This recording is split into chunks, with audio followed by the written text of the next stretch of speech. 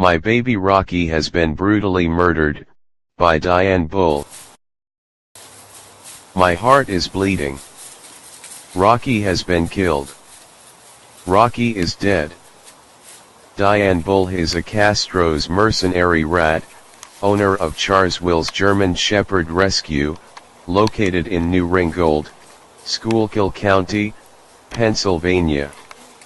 Diane Bulh murdered Rocky by an order given in Havana by Raul Castro, delivered by the Cuban intelligence to FBI and CIA officers who are conspiring, and backing Castro in the shadow for more than half a century. Rocky was a wonderful and loyal friend. I love Rocky so much. Rocky was a true friend, always by my side, always close to me, at all time, during the day and night, sleeping by the side of my bed.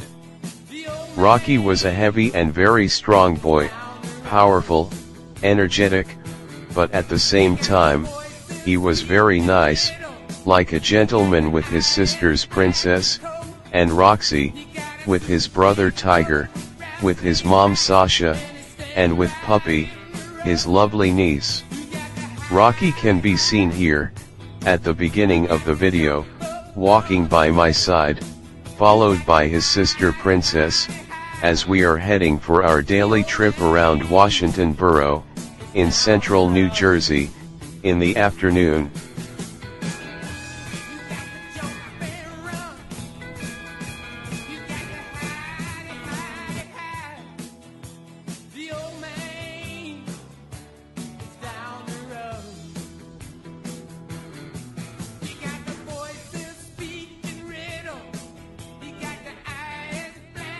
The killing of Rocky was a despicable, a brutal political retaliation.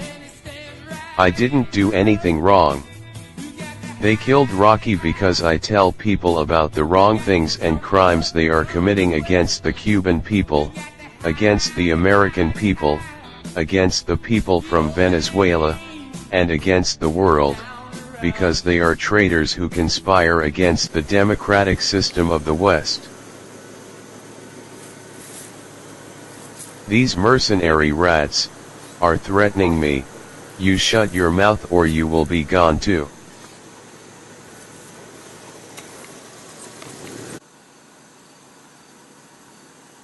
Unknown people bang at my door, follow me in the streets, and call my cell phone, to keep track of me, for they to know exactly where I am, at all time.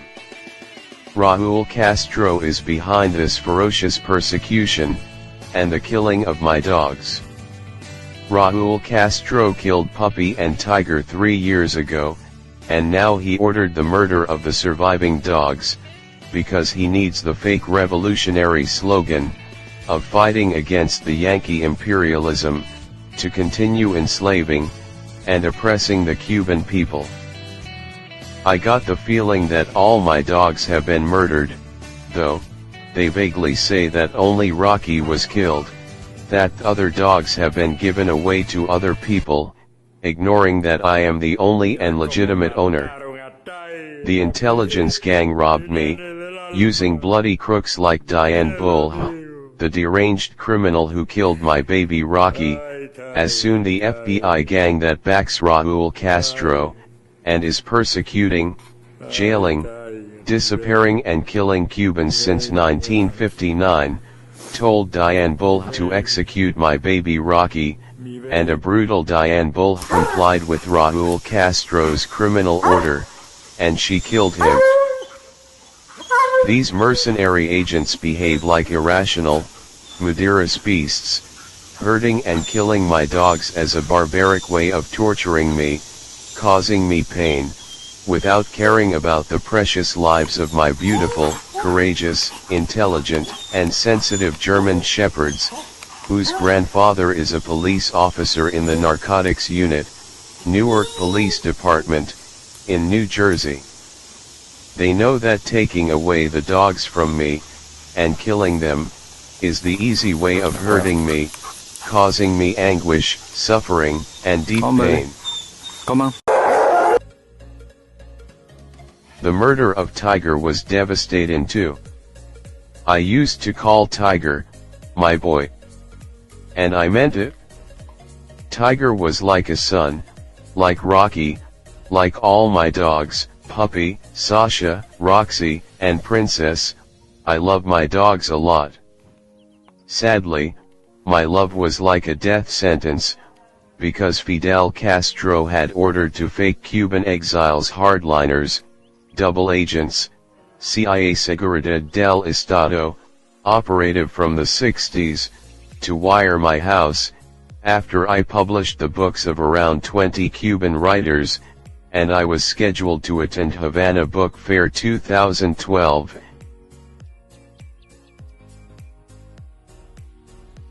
By listening to my phone's conversation, praising Tiger, Puppy, and Rocky, and by watching my love affectio on the hidden cameras installed in my house by Comcast and DirecTV, the FBI, CIA, Castro gang, picked Tiger, Puppy, and Rocky for execution, aware that their murder will cause me a lot of suffering.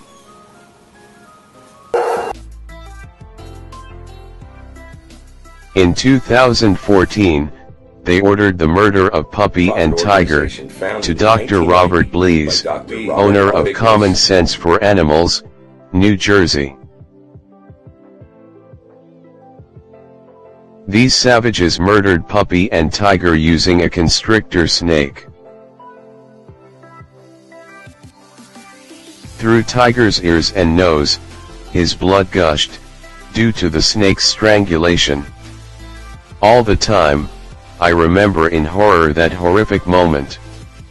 When Tiger and Puppy were put in a cage with the snake, killing them in the most brutal way, as a barbaric retaliation, because few days before, I uploaded in YouTube, the following short video under the title, Raul Castro and the Freedom of Expression.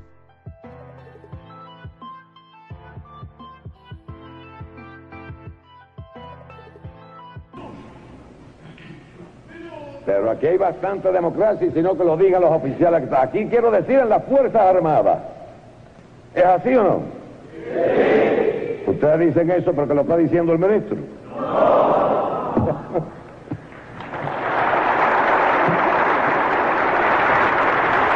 Ahora yo los aplaudo. Aquí hay libertad hasta de hablar, aunque eso no se lo cree mucha gente. En la prensa me refiero. Hay libertad de hablar. Yo estoy hablando aquí. Alguien dijo una vez que había que decir la verdad y nada más que la verdad. Aunque no siempre es necesario decir toda la verdad.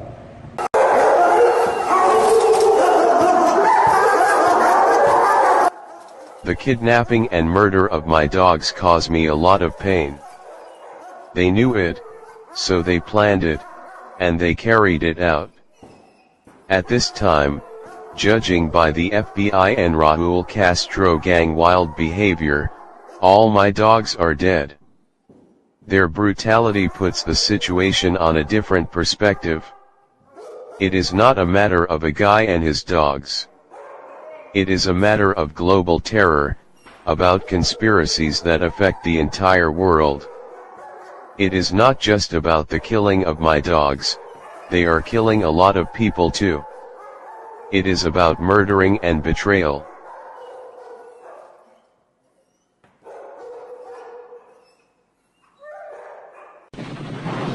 In April 1961, a force of 1,400 Cuban exiles landed in a place known as Bahia de Cochinas, the Bay of Pigs. Within 4 hours, Castro's Air Force had sunk 2 of the invaders' supply ships and strafed their troops on the beach. After 72 grueling hours, 114 brigade members were killed and more than 1,100 were captured. The Bay of Pigs invasion was the first big betrayal of the Cuban people by United States, carried out by the CIA, the invisible government. It doesn't matter that Fidel Castro enjoyed at that moment the general support of the Cuban people. At the least, It was a mercenary act by CIA, a bloody act of betrayal. It was also the biggest crime committed by CIA against the Cuban people. The swamp was coldly chosen as the landing point by CIA to help Fidel Castro exterminate the expedition.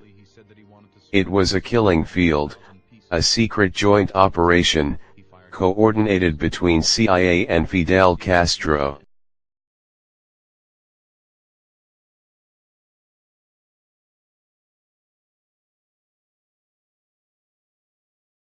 Fidel Castro was not an independent revolutionary.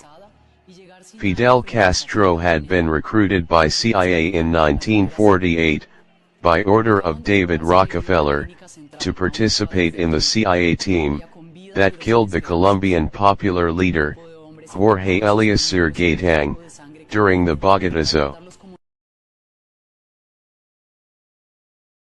David Rockefeller enlisted in World War II as a private, as an Army intelligence officer. At the moment that he recruited Fidel Castro, he was an intelligence captain stationed in Miami. From his office, he supervised the intelligence in Latin America. The CIA at the American Embassy in Havana kept an eye on Fidel Castro during his early year as a law student at the University of Havana. The participation of the university student movement in the political struggle of the nation was characterized by violence, fights, shooting, and killings, that many observers have compared to gangs wars. In the revolutionary culture of Cuba in the 40s, the killing for political reasons was not considered a crime. Researcher Servando Gonzalez, in his book, The CIA, Fidel Castro, Bogotazo, and the New World Order, provides the details of Fidel Castro's recruitment by the CIA, in 1948, during a secret meeting that took place in the residence of Dr. Mario Lazo, in Havana. Lazo was a lawyer that represented the interests of American businesses in Cuba. He had the rank of captain from United States military.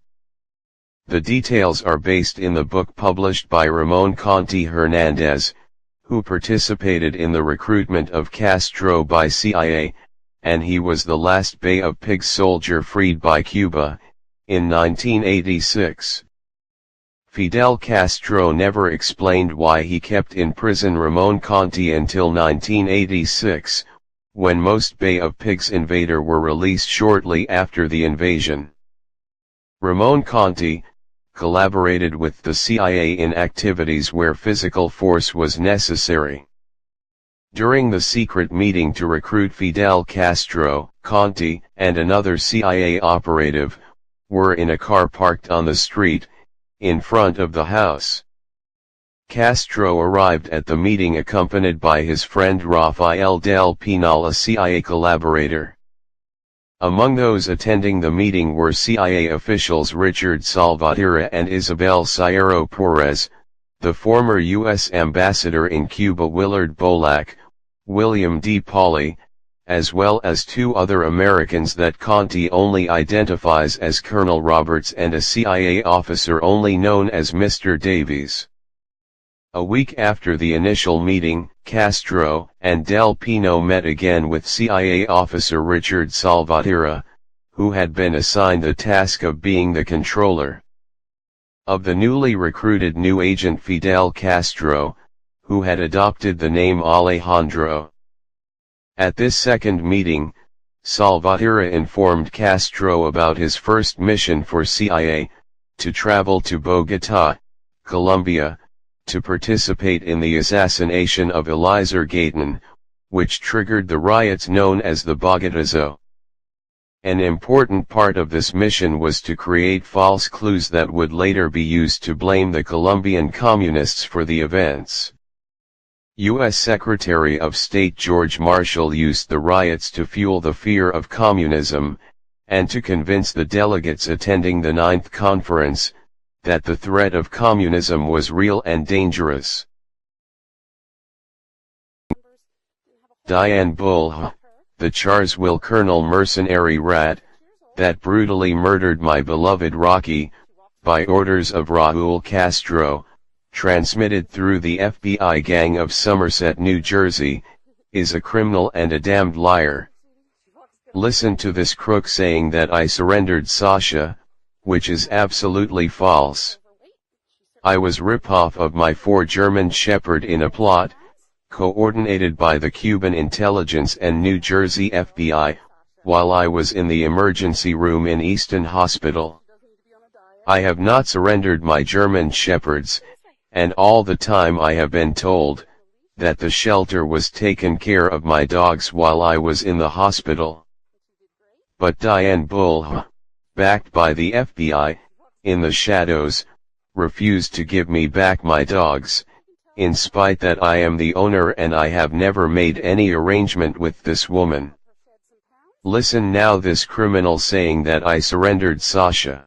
This precious middle-aged girl is Sasha. She's an owner surrender after her owner sadly was admitted into the hospital. This mercenary and criminal rat denies that she still has Sasha, but she posted a video of Sasha under the fake name of Mary, and where Sasha can be seen in the darkness, very sick, with trouble to stand on her legs. This pretty girl is Mary. She's estimated to be around 5 years old. We got a little bit of snow and some rain and ice yesterday, so the trail's a little slippery today. But she walks very nicely on the leash. She's a very sweet girl, very people-friendly. Unfortunately, it is not just about killing my dogs. They murder people too. In 1996, with the clear complicity of United States, shadowy, invisible government, Castro ordered the shutdown of 2 civil airplanes, killing 4 young American citizens, who volunteered helping Cubans who ventured to come to United States, jumping to the water on anything. Many of these Cubans are eaten by sharks, or drown on the sea. Since 1959, Cuban intelligence, FBI, and CIA are secretly engaged in the persecution, jailing and murdering of Cuban opposed to Castro brutal regime. ¡Autorízalo, cojones! ¡Autorízalo, cojones, que la tenemos! Autorizado a destruir, Sergio. Primer disparo. ¡Le dimos, cojones! ¡Le dimos! ¡Le dimos! ¡No se tiene! Espérate, para ver dónde cae. ¡Cojones, le dimos! ¡Sellado! ¿Está autorizada la otra? Correcto. Bárbaro, vamos, pues tú.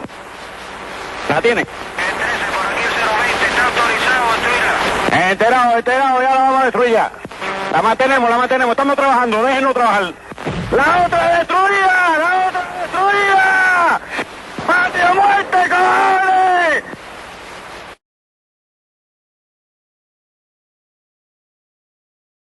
The murder of Rocky, and the 4 Cuban American, who volunteered their time for Brothers to the rescue, by helping people at risk, in the dangerous waters of the Gulf streams, are intrinsic to the insane tactics of Castro, the CIA, and the FBI psychopaths, of keeping people under tight control by fear, by terrorizing the entire population, and keep 10 millions of Cubans, under the false impression that they are facing the imminent attack of the Yankee imperialism, the CIA, and the FBI, that want to destroy the inexistent Cuban revolution, a revolution already destroyed by Castro himself, during the 60s. Unfortunately, Fidel Castro and the CIA, have kept the Cuban people under the fear of terror attacks, for a very long time.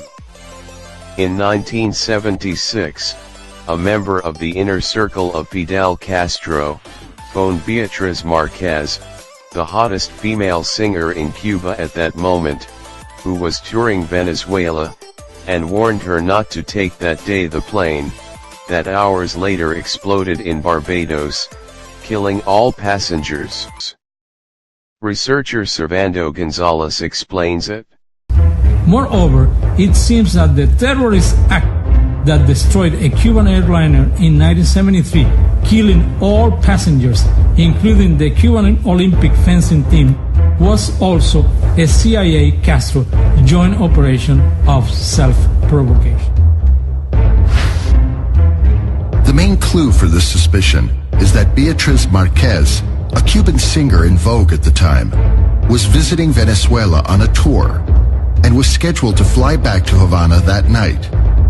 But a few hours before, somebody important ordered her not to take that flight. At the time, Marquez was married to a senior officer in Castro's security detail, and that saved her life. The poor boys of the fencing team unknowingly played an important job. They provided Castro with martyrs for his revolution.